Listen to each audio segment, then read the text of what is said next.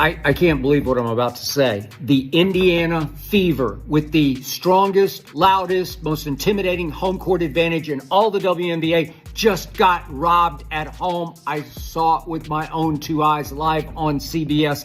They've done a great job of rigging this. They've done a great job of rigging this league. The league, they're not even being subtle. They're not even being subtle. Oh my God, this is embarrassing. This is embarrassing. This season has already been the Indiana Fever versus the world, but now we have proof.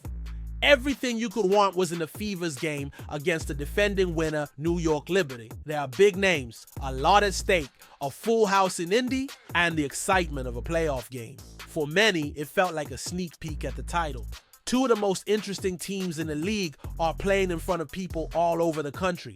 While it should have been a big win for the WNBA, there had to be some debate because it's the WNBA. It came from the refs again. I can't believe what I'm about to say. The Indiana Fever, with the strongest, loudest, most intimidating home court advantage in all the WNBA, just got robbed at home. I saw it with my own two eyes live on CBS. Fans were left scratching their heads or yelling at their screens just like they were last season. Calls that were missed, fouls that were called into question, and moments that turned the game in the Warriors' favor.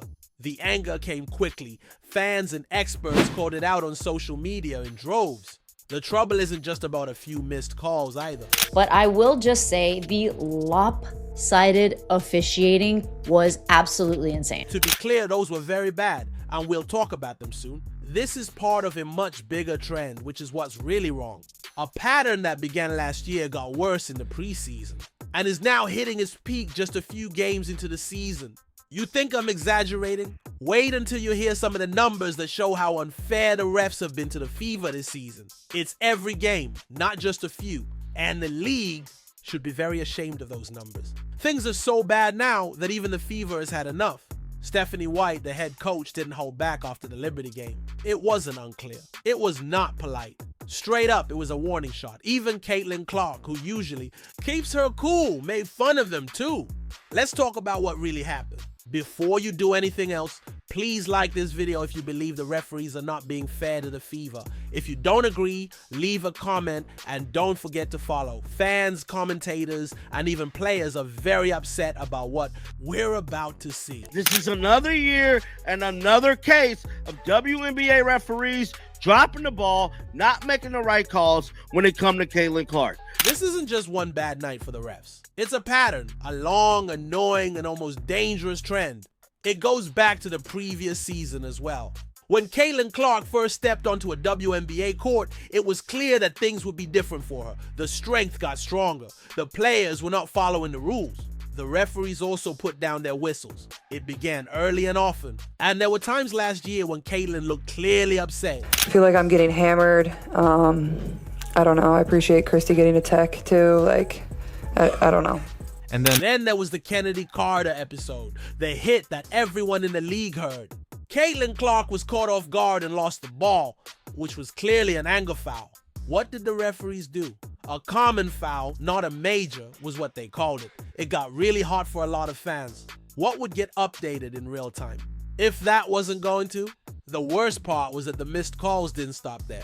They went right into the playoffs after Caitlin. Like even in the playoffs last year, do we not remember when Caitlinclark is shooting a layup and she's in the air and Marina Mabrey commits a block, a hit on the arm, a blocking foul, like a whatever hit on the arm foul, everything.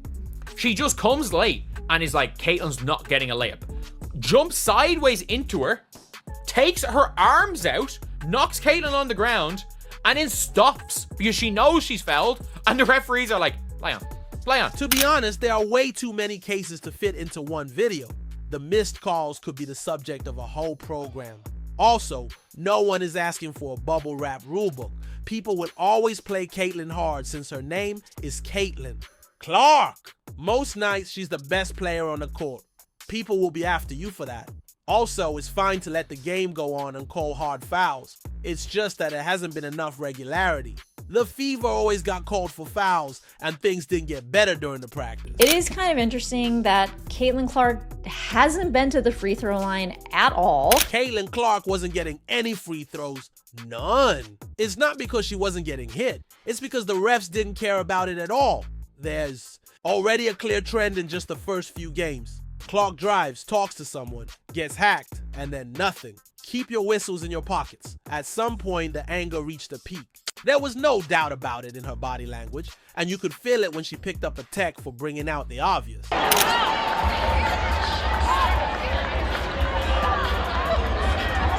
And there was still a mismatch in the 3 regular season games before the game against the Liberty. In a minute, Stephanie White will give the numbers, which will blow your mind. There was a big difference, but some people didn't pay attention to it. Says it's just the start of the season and that things will settle down and the refs will be more reliable. Indeed, the Fever's big game against the reigning champions Liberty was the ideal test. Before we talk about the debate, let's be clear. This was a great tense game. There was a lot of noise in the room and both teams gave it their all. Lexi Hall made big plays all over the court like a spark plug. Everyone was told by Aaliyah Boston why she was the first pick in 2023. There was a strong link between Caitlin and Aaliyah, as you saw. There was clear chemistry. It was passes for Caitlin and it was strong finishes for Aaliyah in the paint. They were talking to each other in the middle of the game and reading each other, which made things very hard for New York's defense. This is the best passing connection I can remember since John Stockton was feeding Karl Malone back in the Utah days. By her normal high standards, Caitlin didn't have the best performance ever, but she still had moments that made you remember who she is. She made tough shots, passes that left people in awe, and a few routines that made the roof fall off the building. It didn't matter what night it was, she always found a way to mark the game. That's the difference between stars and giants. She didn't have her biggest line, but the performance was still full of highlights, so it was still fun to watch. 2 teams that are about even, the energy of a playoff game, and a loud crowd in India. This is exactly the kind of big game that the WNBA wants. The stars were shining, the tension was rising, and the score was tight the whole time. When the game was over though, none of that was what the news was about. The refs were all anyone could talk about. An unfair number of foul calls was easy to see. The Liberty had 32 chances to make free throws, which was a lot. In the meantime, the Fever was only 15. That's twice as much. This game is very close, so that kind of difference isn't just visible. It's crucial. It wasn't just the number of fouls, it was also how they were called. The Liberty were getting touch calls while Caitlin and her teammates were getting body checked without a whistle. It looked like there were 2 sets of rules, in effect. But then there's this, Caitlinclark was getting hacked all season, just like in the practice and all of last season. The refs didn't do anything about it. No phone calls, no safety. And after a while, it seems planned, like they're telling the rest of the league something. The officiating controversy in the WNBA has reached a breaking point.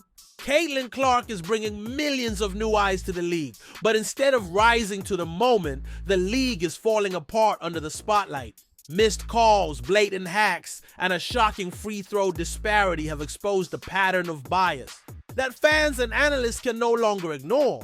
Even head coach Stephanie White has spoken out, calling it disrespectful and egregious. The message is clear.